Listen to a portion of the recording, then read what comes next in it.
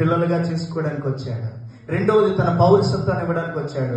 మూడవది తన వారసత్వాన్ని ఇవ్వడానికి వచ్చాడు.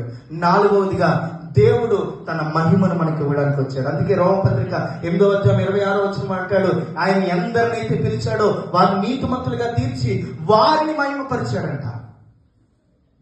యేసు ప్రభు పుట్టినప్పుడు దూతలు వచ్చి ఆరాధిస్తున్నారు. ఏమని? సర్వోన్నతమైన స్థలములలో దేవునికి మహిమ, తనకిష్టులైన వారికి భూమి మీద సమాధానము.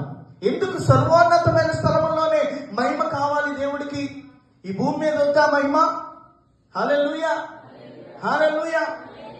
సర్వోన్నతమైన స్థలములో దేవునికి ఎప్పుడు మహిమ కలుగుతుందంటే నీవు దేవుని చిత్తాన్ని నెరవేర్చినప్పుడు. హల్లెలూయా. నీవు పరలోక సంబంధమైన ఆశీర్వాదముల కొరకు ఎదురు చూసినప్పుడు ఆయనకి సర్వోన్నతమైన స్థలములలో మహిమ కలుగుతుంది. హల్లెలూయా. అటువంటి వ్యక్తిగా నీవు ఉండాలంటే దేవుడు తన సంకల్పములోనికి నీవు రావాలని కోరుకుంటున్నాడు. అది నిజమైన క్రిస్మస్. వస్తావా? ఈరోజు నీ జీవితాన్ని అర్పిస్తావా ప్రభుకి?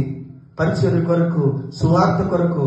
ఇదిగో నీవు పొందుకుని ఆశీర్వాదము మన ప్రజలందరూ పొందుకోవాలి, మన గ్రామం అంతా కూడా పొందుకోవాలి. తద్వారా దేవుడు మహిమ పొందాలి. హల్లెలూయా.